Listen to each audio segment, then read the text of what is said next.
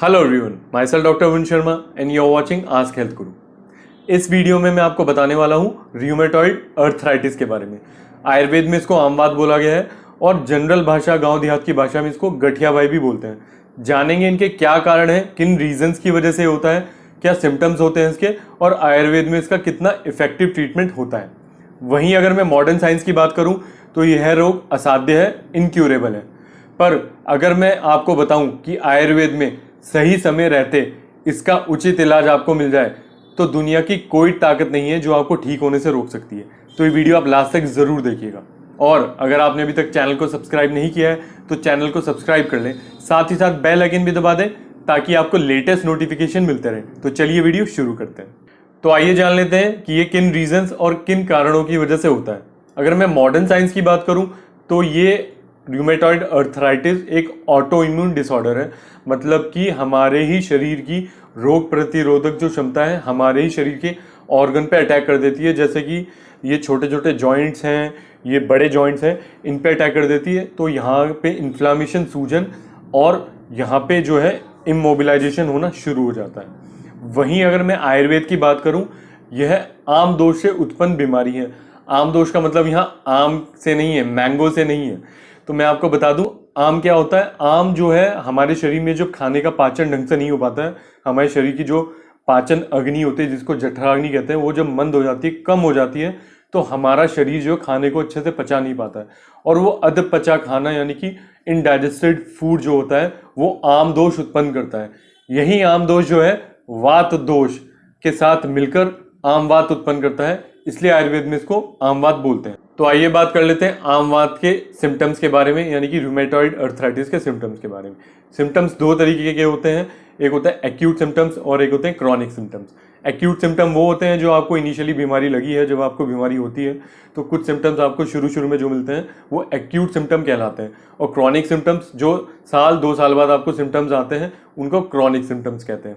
तो acute symptom की में हम बात करें अगर, तो आपके शरीर में भारीपन रहेगा, आपको हल्का हल्का फीवर रहेगा, शरीर में आपको थकान लगेगी, भूख आपको बिल्कुल भी नहीं लगेगी, और जो भी आप खाना खाएंगे आपको इनडाइजेशन होगा, यानी कि उसका डाइजेशन भी अच्छे से नहीं होगा। प्यास बहुत ज़्यादा लगेगी और यूरिन भी बहुत ज़्यादा आएगा आपको। और आपके शरीर के जो जॉइंट्स हैं, जैसे बड़े जॉइंट्स हो गए हैं और ये छोटे छोटे जॉइंट्स हैं, इनमें पेन होगा, स्टिफनेस महसूस होगी और जकड़ाहट महसूस होगी। और सबसे बड़ा एक इसमें सिम्टम मिलता है वो है मॉर्निंग स्टिफनेस। जब आप अपने बेड से सुबह सुबह उठेंगे तो आपको बेड से उठने में ही और पहला कदम रखने में लगभग 10 से 15 मिनट लग जाएंगे। इतनी जकड़ाहट होती है, इतनी अकड़न होती है शरीर में कि आप अपने बेड से ईजिली उठ भी नहीं पाएंगे। तो ये इनके कुछ कॉमन सिम्टम्स हैं जो आपको एक्यूट फेज में मिलेंगे। अगर हम बात करें क्रॉनिक सिम्टम्स के बारे में, तो साल 1.5 साल बाद अगर आप इसका अच्छे से ट्रीटमेंट नहीं कराएंगे तो ये जो है हमारी जॉइंट की डिफॉर्मिटी क्रिएट कर देंगे। हमारे जॉइंट अगर नॉर्मल है तो एबनॉर्मल हो जाएंगे, ऐसे मुड़ जाएंगे, फाइब्रोसिस हो जाएगा इनमें। बड़े बड़े जॉइंट भी जो है हिल नहीं पाते हैं। अभी जैसे इजीली मूव हो रहा है, पर उसमें क्या है, इजीली हम उसको मूव नहीं कर पाते, दर्द होता है, फाइब्रोसिस हो जाता है यहाँ पे। ऐसे ही जो जॉइंट्स हैं हमारे छोटे छोटे जो उंगलियों के जॉइंट्स हैं, ये भी इजीली मूव नहीं कर पाएंगे, इसमें भी अकड़ाहट होगी और जो है ये इजीली हम इसको मूव नहीं कर पाएंगे। तो ये कुछ क्रॉनिक सिम्टम्स होते हैं। और अगर इसका सही टाइम पे इलाज ना किया जाए तो आपको दिल की समस्या भी हो सकती है और आपकी जो है इस समस्या की वजह से डेथ भी हो सकती है। अगर मैं बात करूं कि इसकी जांच क्या होती है, क्या इन्वेस्टिगेशंस होते हैं जिसकी वजह से पता लगता है, तो ये जो सिम्टम्स हैं ये आपको मिल रहे हैं आयुर्वेद के अकॉर्डिंग, तो ये क्लियर कट है कि आपको आमवात हो गया। पर मॉडर्न साइंस की मैं बात करूं तो कुछ खून की जांच होती है जिससे कंफर्म हो जाता है कि आपको र्यूमेटॉइड अर्थराइटिस है। तो अगर आप खून की जांच कराएंगे तो आपका जो ESR है वो बढ़ा हुआ होगा, सी रिएक्टिव प्रोटीन होता है वो पॉजिटिव आता है और जो RA फैक्टर है वो भी पॉजिटिव आता है। तो इन सब जांचों से आपको पता लग सकता है कि आपको र्यूमेटॉइड अर्थराइटिस हो गया है। तो आइए फटाफट से इसके ट्रीटमेंट की बात कर लेते हैं। मॉडर्न साइंस की मैं बात करूं तो मॉडर्न साइंस में इसका कोई भी पुख्ता ट्रीटमेंट नहीं है। कुछ पेन किलर्स और कुछ स्टीरॉइड्स आपको दे दिए जाते हैं, जिंदगी भर आपको वो खाने होते हैं। जब आप उनको छोड़ देते हैं तो आपकी कंडीशन फिर से वैसी हो जाती है और इनके इतने सारे साइड इफेक्ट्स होते हैं कि आप गिनती भी नहीं कर सकते।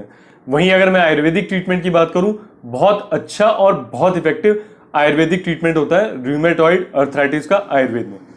आप अगर इस ट्रीटमेंट को फॉलो करेंगे तो मैं गारंटी देता हूं डेफिनेटली 100% आपको बहुत ज़्यादा आराम मिलेगा और आप इस बीमारी को जड़ से भी ख़त्म कर सकते हैं।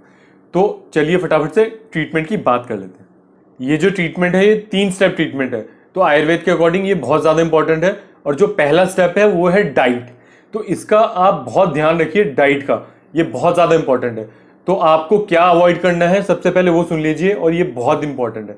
आपको दूध और दूध से जो बने प्रोडक्ट्स हैं ये आपको बिल्कुल अवॉइड करने हैं। और दूध से बने प्रोडक्ट में स्पेशली जो है दही यानी कि कर्ड आपको बिल्कुल अवॉइड करनी है, बिल्कुल नहीं खानी है। इसमें उड़द की दाल वो भी आपको नहीं खानी है, गुड़ भी आपको नहीं खाना है। अगर आप नॉन वेजिटेरियन हैं तो आपको नॉन वेज आपको अवॉइड करना पड़ेगा, उसमें भी स्पेशली जो फिश है वो आपको बिल्कुल अवॉइड करनी पड़ेगी। और जो चना है और साथ में जो फास्ट फूड होते हैं, जो ऑयली फूड्स हैं, ये आपको बिल्कुल अवॉइड करने पड़ेंगे। अब बात कर लेते हैं कि आपको क्या खाना है जो आपको सूट करेगा और जो इस बीमारी में फायदा करेगा। तो सबसे पहले है बटर मिल्क यानी कि मट्ठा। मट्ठा त्रिदोष शामक होता है, कफ का शमन करता है, वात दोष का शमन करता है। तो इस बीमारी में जो मट्ठा है यानी कि बटर मिल्क बहुत ज्यादा बेनिफिशियल होगा। हींग, सेंधा नमक और जीरा, लौंग, अजवाइन ये आपको बहुत ज़्यादा बेनिफिशियल होगी। आप इनको अपने खाने में जरूर ऐड कीजिए। सौंठ हो गई यानी कि अदरक हो गई, काली मिर्च, ये आपको बहुत ज़्यादा फायदा करेंगी, इनको अपने खाने में ज़रूर ऐड कीजिए। और अगर मैं दाल की बात करूं तो जो कुलथ की दाल होती है, कुल्थी की दाल, वो आपको बहुत ज़्यादा फायदा करेगी। अगर आप गाय के मूत्र का यानी कि काऊ के यूरिन का सेवन कर सकते हैं तो ये भी इसमें बहुत ज़्यादा बेनिफिशियल होगा। सेकंड स्टेप की बात कर लें, वो है लाइफस्टाइल मॉडिफिकेशन और एक्सरसाइज। लाइफस्टाइल मॉडिफिकेशन में आपको क्या करना है, आपका जो सीडेंटरी लाइफस्टाइल चल रहा है, आपका लिथार्जिक जो लाइफस्टाइल चल रहा है, उसको आपको चेंज करना पड़ेगा। आपको जो है सुबह जल्दी उठना है, रात में टाइम पे सोना है। और अगर आपको प्यास लग रही है और आप ठंडे पानी का सेवन कर रहे हैं तो प्लीज़ रिक्वेस्ट है वो बिल्कुल बंद कर दीजिए। आपको जब भी प्यास लगे आपको गर्म पानी का ही सेवन करना है, गर्म पानी ही पीना है। आम बात के पेशेंट में, रूमेटॉइड अर्थराइटिस के पेशेंट में गर्म पानी रामबाण इलाज की तरह कारगर होता है। तो गर्म पानी का ही सेवन करें और गर्म पानी ही पिए।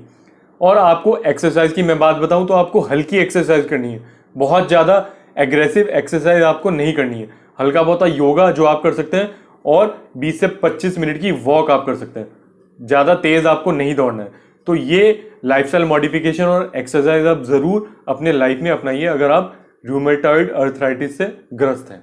तो आइए बात कर लेते हैं आयुर्वेदिक ट्रीटमेंट के बारे में। आयुर्वेदिक ट्रीटमेंट जो है 2 तरीके का होता है आयुर्वेद में, वो है पंचकर्मा और उसकी मेडिसिन। ट्रीटमेंट जब भी लें डॉक्टर की सलाह से लें, डॉक्टर की सलाह के बिना बिल्कुल भी ट्रीटमेंट ना लें। पंचकर्मा में क्या होता है कि आपको मेडिकेटेड ऑयल से मसाजेज होती हैं और स्टीम दी जाती है, और उसमें पोटली बना के आपके जॉइंट्स की सिकाई होती है, उससे वहाँ का जो है आम वात दोष है बाहर निकल जाता है। कुछ आयुर्वेदिक मेडिसिन होती हैं जैसे सिंहनाथ गुकुल, ये 2 गोली सुबह दोपहर शाम आप लेंगे गर्म पानी से, बहुत ज़्यादा बेनिफिशियल होगी। साथ ही साथ आप अजमोद आदि चूर्ण आता है मार्केट में, वो आप ले सकते हैं 1 चम्मच सुबह दोपहर और शाम गर्म पानी से। और अश्वगंधा रिष्ट आपको लेना है 5 चम्मच, उसमें पानी मिलाना है, 5 ही चम्मच आपको मेडिसिन लेनी है और सुबह शाम खाने के बाद आपको लेना है। और एरंड का तेल यानी कैस्टर ऑयल, ये बहुत ज़्यादा बेनिफिशियल होता है रूमेटॉइड अर्थराइटिस में। ये जॉइंट का इन्फ्लामेशन तो कम करता ही है, साथ ही साथ उसकी मोबिलिटी भी बढ़ाता है, यानी कि उनकी जो मूवमेंट्स हैं उनको भी इंक्रीज करवाता है, इन्फ्लामेशन भी दूर करता है। तो आपको एरंड का तेल लेना है, आपको 5 चम्मच एरंड का तेल 1 कप दूध में मिलाना है, उसमें थोड़ी सौंठ यानी कि जो अदरक होती है सूखी हुई, उसका पाउडर डालना है 3 से 4 चुटकी, और आपको रात में लेना है सोने से पहले। सुबह जो है आपको पतले मल त्याग करने की इच्छा होगी, यानी कि पतला पतला स्टूल पास हो सकता है डायरिया की तरह। घबराइए मत, वो आपके शरीर से आम दोष को बाहर निकालेगा और जॉइंट के इन्फ्लामेशन यानी सूजन को भी कम करेगा और आपके जॉइंट की मूवमेंट्स को भी इंक्रीज करवा देगा। एरंड का तेल इतना बेनिफिशियल होता है। एरंड की तेल की मालिश भी आप डायरेक्ट जॉइंट पे कर सकते हैं और उसके बाद आप पोटली से सिकाई कीजिए, बहुत ज़्यादा फायदा होगा आपको। और ये जो सारा ट्रीटमेंट है, आप डाइट से लेके जो आयुर्वेदिक ट्रीटमेंट है, ये 1.5 से 2 महीना आप इस्तेमाल कीजिए, आपको बहुत अच्छे रिजल्ट मिलेंगे, बहुत ज़्यादा बेनिफिट मिलेगा। वीडियो कैसा लगा कमेंट सेक्शन में ज़रूर बताइएगा। वीडियो को लाइक कीजिए, वीडियो को शेयर कीजिए। वीडियो देखने के लिए थैंक यू।